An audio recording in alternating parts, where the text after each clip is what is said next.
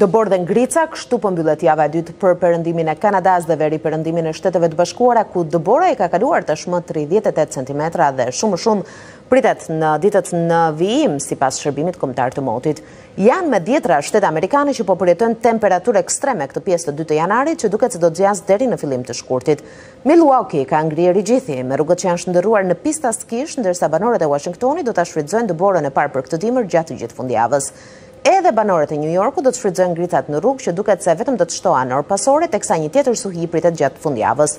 Më shumë se 70 milion amerikanë janë paralemëruar për dimrin e ashpër nga Oregon, Maine.